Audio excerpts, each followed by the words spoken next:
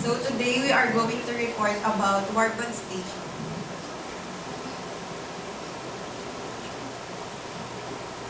So if you are wondering what we look like inside the fab, so this is how we look like. So the face of confusion, because we need to gather our thoughts, we need to plan how we need to solve, or we need to plan how we can do our work for the whole 10 hours of work.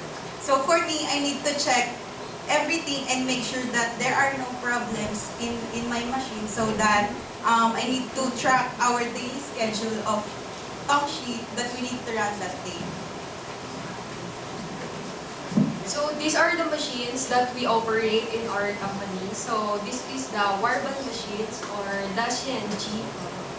The first one is the ASM Eagle. I think this one is the oldest one. And next is the Maximum Plus and the Rapid Pro. This is the newest one. The devices that we run here are car and camera sensors. One of the example brand for it is, for the car sensors, we have the BMW, and for camera sensors, we have the Sony. Usually, the ASM Eagle is the one that I run every day. So the next one is we need to check the output's visual quality. So we need to check the wiring diagram. So we need to verify or to confirm if the placement of the wire is accurate to the wiring diagram. So the next one is we need to check the wiring defects. So if there is a NG ball visual and like that, like NS non-stick ball and ball deformation. And the next one is the Warband ball measurement. So we need to check if the measurement of the Warband ball is meets the specification of that device. So these are the lessons that we have learned during our internship. So one of the most business principle of Tongshin is to do it right the first time, every time, all the time. So we need to, Warband is the initial process in product making. So it is important that in the first process, we do it right and we do it with quality, so that for the next station, there will be no product entry.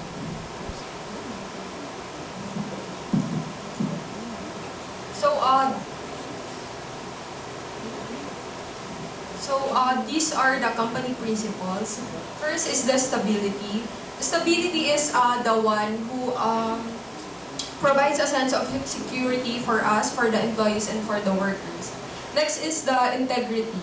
It is essential for building trust and positive relationships in the production or in workplace.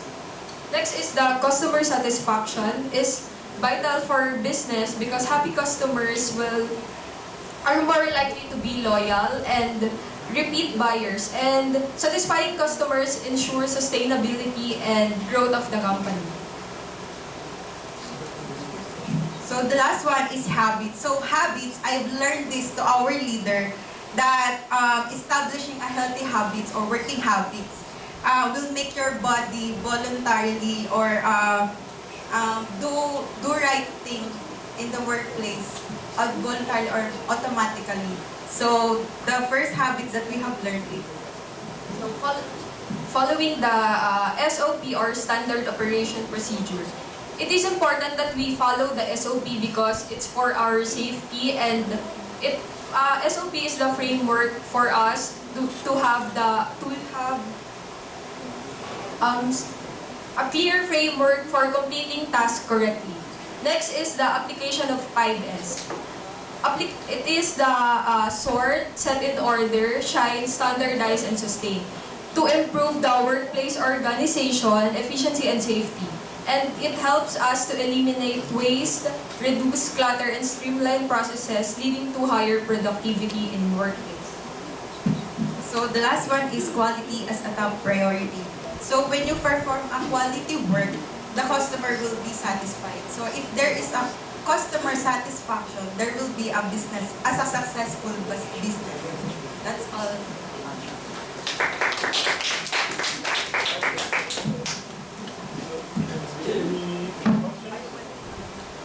You're number 4, right? Coming number 4. Yes.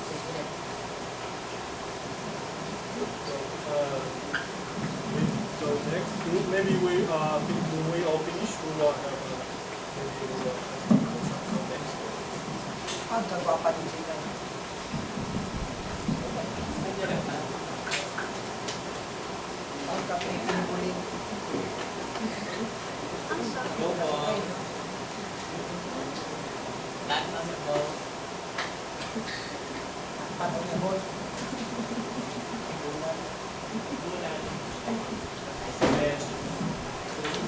大家早安，我们常介绍我们作业工业工厂管理所上的小友学习。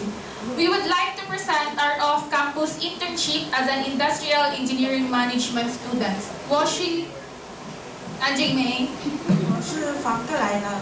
我是柏林赛student. This internship comes with specific content depending on our course, providing exceptional opportunities to learn outside of an academic settings. In this, we the learners will gain understanding, skills, and experiences that can help us to be prepared and provide work knowledge that can support us in our future jobs.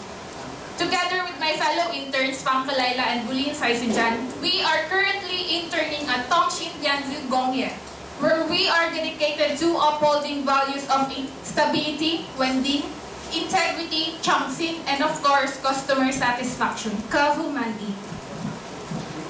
So, did you know that Songqing Dianzi Gongye packaging service and substrate manufacturing technologies are now widely used in the application of the wireless communication? For example, the MEMS, image sensor, LED, automotive electronics, and etc. In addition with that, Songqing also provides wafer probing, bag grinding, wafer reconstruction, assembly, application of the image sensor services, and of course the biomedical inspection products. Tongshin Yanzi Gongye operates from multiple locations: Yinyan, Zhonglian, Taipei-chang, Bari-chang, Longtan-chang, Philippine-chang, and lastly, the Chopei-chang, where we designated now. So, overall, there are 5 companies in Tongshin. Tongshin have 5 companies, 4 in Taiwan, 1 in Philippines. So, once again, 我是房克莱啦, and I'm from Daiban Station. A brief description about my station, which is die bonding. Die bonding is a process of attaching a silicon wafer to a chip solder pad with a supporting structure such as a lead frame or a metal in a semiconductor package. So this is what I mean. So these are the process and materials required for die bonding.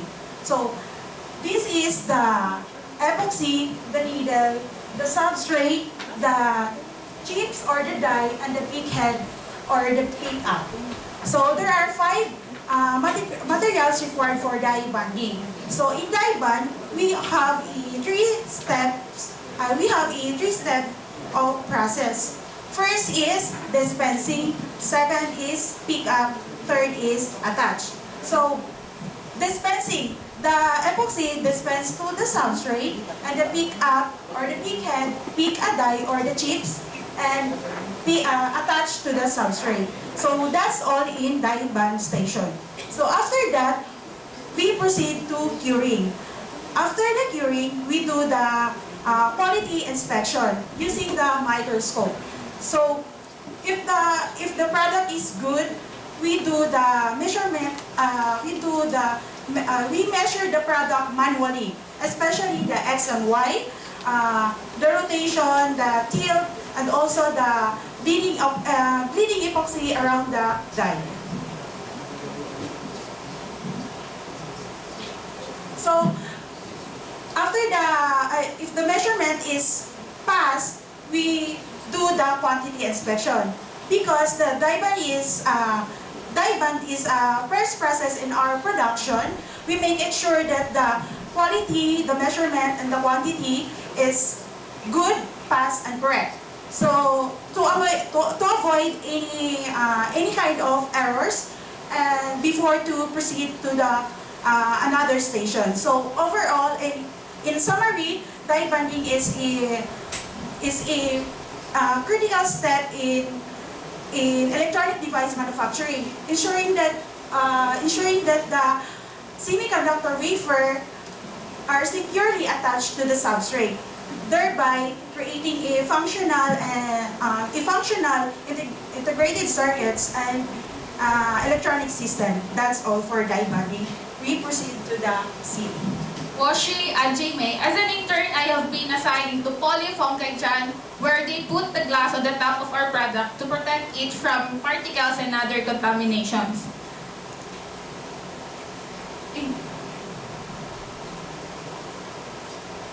As you can see, glass sealing station have 4 steps. First is the ACM. ACM cleans and purifies our product. It serves as the vacuum of the glass sealing station.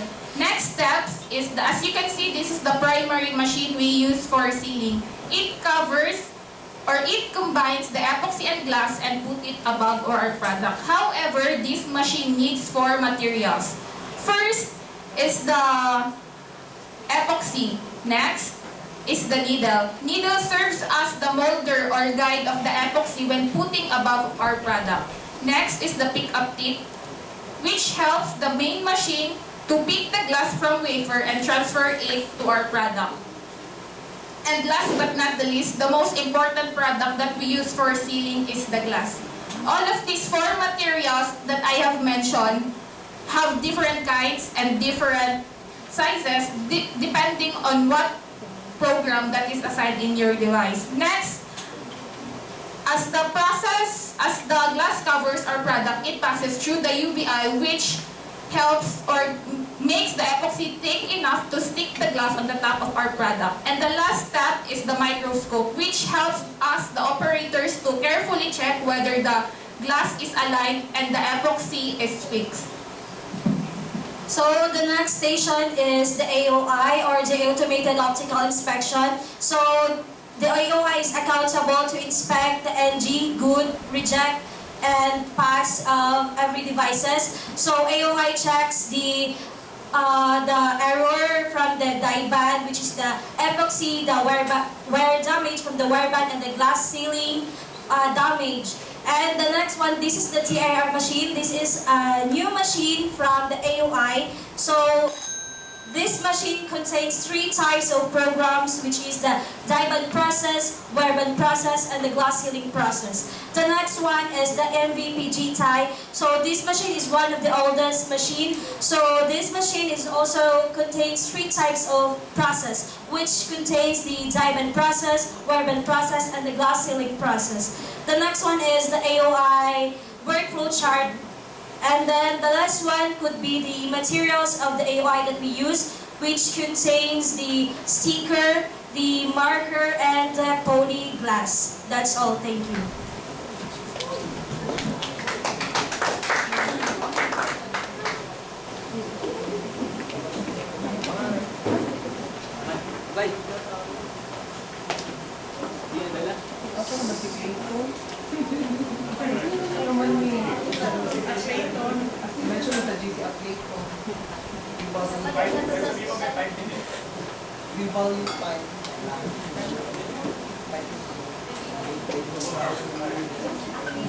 So good morning everyone. We will be presenting the 3 connected manufacturing processes in our department, which are the die band, glass sealing, and glass sew, as well as our experience in purchasing.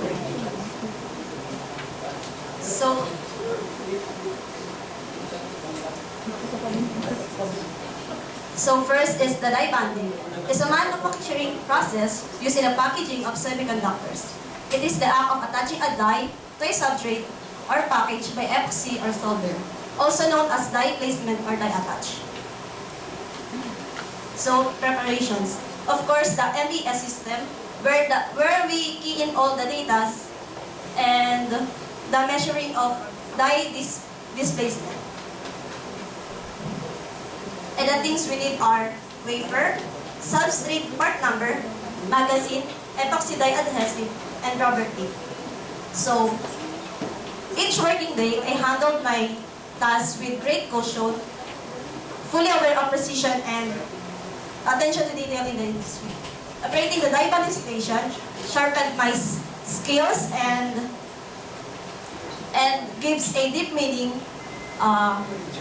gives a deep appreciation for meticulous nature of this work. So this is the final product of die bonding station, where this is the substrate and the die is placed into the top of the epoxy and die bonding. So next is Senya Nolime, who will be presenting the glass ceiling station. 大家好，我叫 Renny Yanami。这个学期我在上编辑和玻璃密封在4楼 FMFG1 IBG 部门。Glass sealing is a process after the die band and the white band. It is where the glass put into the die with the use of UV epoxy. So these are the things that we need to prepare in order to start the production process. For the equipment, I was assigned to a glass ceiling and die band. I will describe myself as a reliever because every time when I go to work, when I enter the production line, it's like a riddle that I didn't know where and what machines to operate. Under this station, we have 3 areas. So from area A to auto inline process, in which the die band and glass ceiling must operate simultaneously. These 3 areas are slightly different in terms of machine handling and process.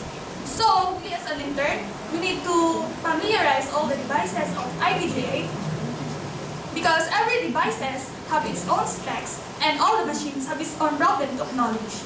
Throughout this internship, it provides me a versatile skill set and ability to step in wherever I'm needed the most.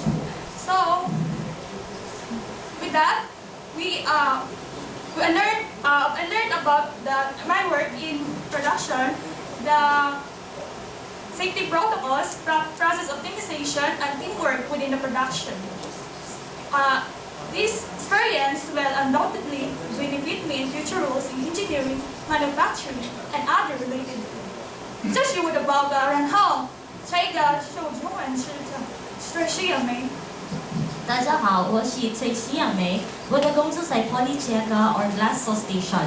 In the glass saw station, we operate the machines that cuts the glass into certain sizes depending on what the device needs, which is according to the SOP as well, and then give it to the glass sealing station for them to seal the ICs.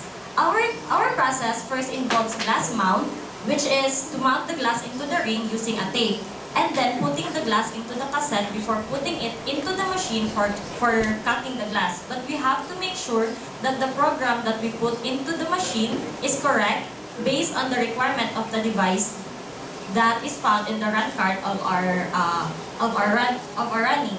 And then every first glass should be measured for checking to know if the machine was able to cut the glass correctly based on the size, and if not, we have to report it to our linkman or the engineer in order for the machine to be checked and of course repaired. We also after the cutting process, we have to visually inspect all our glass for checking to make sure that there are no scratches, particles, and of course big chippings because it will really greatly affect the performance and the quality of the devices. The glass then need to be put in the UV machine for UV curing to remove the adhesiveness of the tape for the glass sealing machine to easily remove the glass from the tape. Next, the glass material, glass size, operator's number, date and time of the process, and the UV cure mark should be found in the tape of the glass for checking, and of course in any case there's a problem, we could always come back to the tape. These are the materials that we need in our station. First is the poly or the glass. There are different kinds of glass materials and different sizes depending on, as I said, depending on the required of the devices. There are also different types of procedures on how the glasses are cut depending on what the customer wants and what they need. Next is the tiaozi or blade. These are diamond blades that have certain lifespans which are installed in the machine. They have certain lifespans, so that's why they have to be checked or changed regularly. Next is the tiekpang or the ring, which is important to hold or fix the glass into the machine while cutting, and the glass is held into the ring by a tape or the gel tie. These are UV sensitive tapes, and of course finally the cassette or the ilan, where we put the rings and put it into the machine. Working there, we learn a lot of experiences. We experience a lot of problems during our process, which is in which engineers try to find the cause of the problem. Because of that, we have also experienced many changes in our SOP to meet the quality of the glass and to meet what the customers needs. We have also encountered many miscommunications. That's why I could say that communications with your leaders, engineers, as well as your co-workers and other stations are really important during our process. That's all.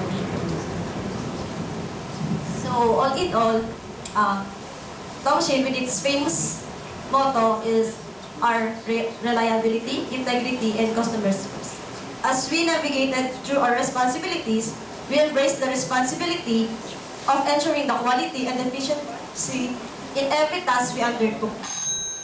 This internship not only enhanced our technical abilities but also instilled a strong sense of accountability and pride in our work, and that's all. Thank you. Number 6 and 17. 17, same.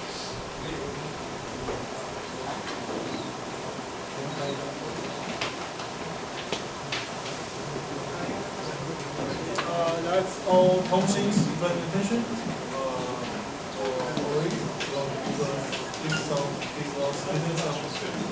Okay. So, Zhang老师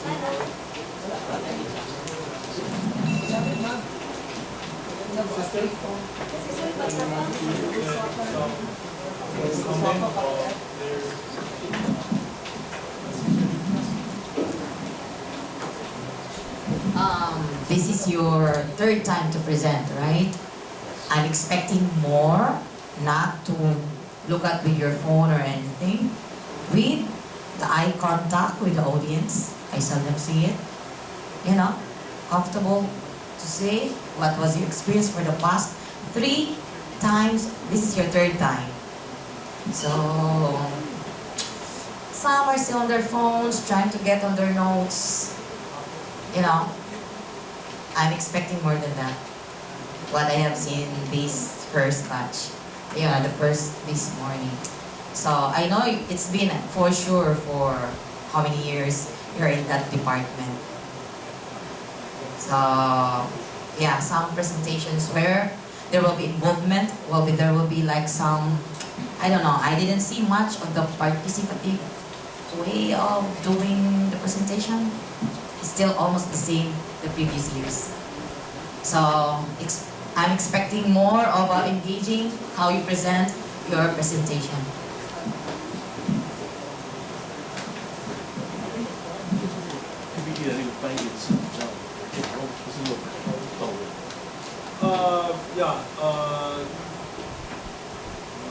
Zhang 老师mentioned some. One of the problems is that your translation. Okay, maybe later after all of your presentation, we will show you some of it because it's very common with your presentation. So, any other questions?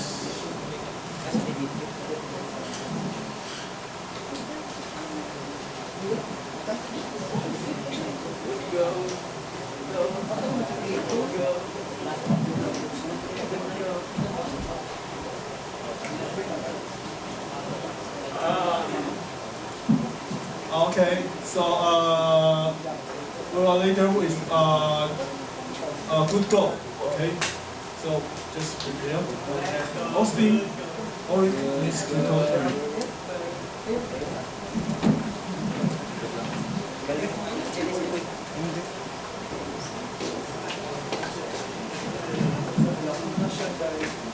Okay, Good Goal is the first internship partnering with us this semester. Okay, so we will see what they are doing in Good Goal. Yeah.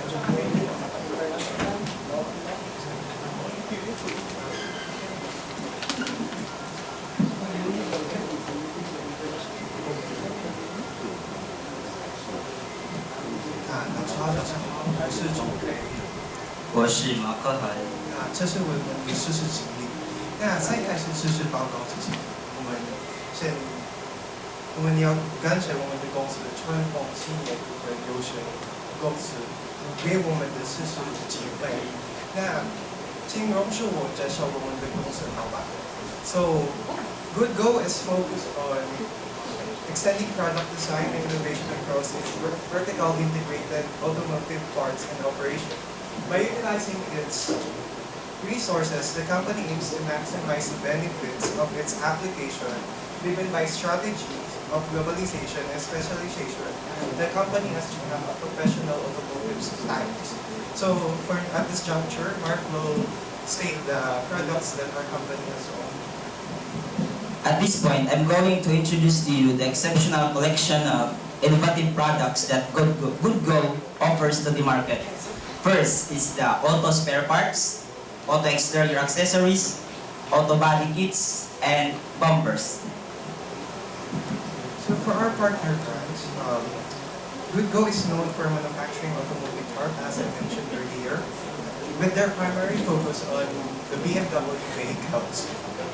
So, however, the company expands to its single brand as they also produce parts for various other automotive markets. So in Good Go, we process two luxury brands of cars, the BMW, and the next one is the Mercedes-Benz. The secondary focus for automotive parts and components are under Mercedes-Benz. They carry a range of parts with part number 23 for BMW and 33 for Mercedes-Benz. The company aims to provide high-quality, genuine parts for these luxury car models. Next, in this part, we will show you the usual things we do in Good Go. This topic has two contents, the manual processes and the machine processes. But first, I will introduce to you the manual processes. First is the welding. In welding, we usually weld the LEDA or the radar. We attach the LEDA or the radar to the holes in the bow gun or bumper and often put the G-jump or the bracket together with the latting or the rivet so that it will lock and it will fully attach to the bumper. So in Good Go, we process different bumpers, many types or specifications of bumpers. So for example, we process Chang'an, Wugui, Wubanshui, Yoleda Kong, or the front bumper, European regulations, no spray water with radar hole. The next one is Chang'an, Kai C63, Yoleda Kong, Lianghei Shidiao, or front bumper modified from C63 with radar hole, glossy black trim. And last example of the another product we produce is the Hogan Yoleda Zhongzheng Wuyin Shidiao, or the rear bumper with radar assembly matte silver trim. Next one is cutting.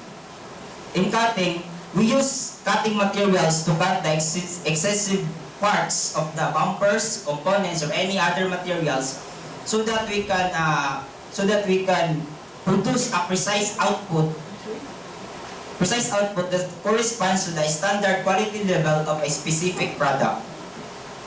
Next is packing. Since we process bumpers, so it is expected a big products, approximately about 3 to 5 meters like that, very wide. wide product. So it is, as mentioned earlier, we process different models. So the packaging also may vary depending on a specific type of bumper. So in packing, we usually pack the bumpers with the bubble wrap and then pack it again with another plastic and then put it inside or pack it in a box that corresponds to its specific size.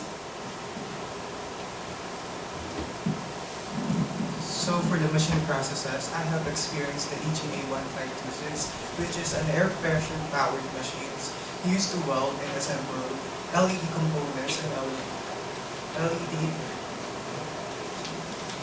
LED components and LED.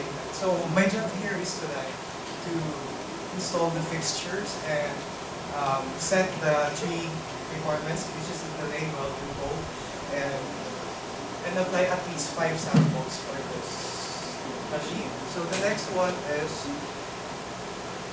the speedy packer. So the speedy packer is an automated foam impact packaging machine that seals product inside the protective cushion pack. So the mixture of this mixture is composed by the polymeric isocyanate and polyol resins, which provide a superior impact protection for the fragile items. So the next one is, this machine is like the EGA 1526 but with more complexity. So it requires for the upper part at 368 degrees and for the lower part present value of 300 degrees. So if the SB doesn't meet the present value, the operator must wait for it to achieve the specific value to operate. So to conclude, here's Marco Hart. So for the conclusion, working in GoodGo was a nice experience. It is not hard from the transition since we came from semiconductor setup and transferred to GoodGo, which is not a semiconductor company. So it might not meet our expectations for this semester's internship, but still we learn. May we continue to have an equal distribution of learning opportunities in the workplace so that we can develop our skills and become more knowledgeable. May the following internship period will include more explorations so that each intern will gain new knowledge and understanding of how industrial engineering and management courses related to this type of works. That will be all. Thank you.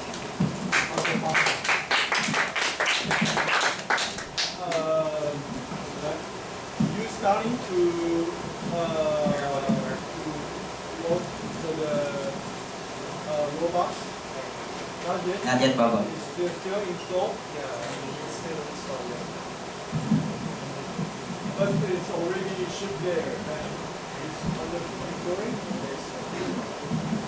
But first they told us it should be around March or April, but it did not happen. And they said again it will be in May. And that's it.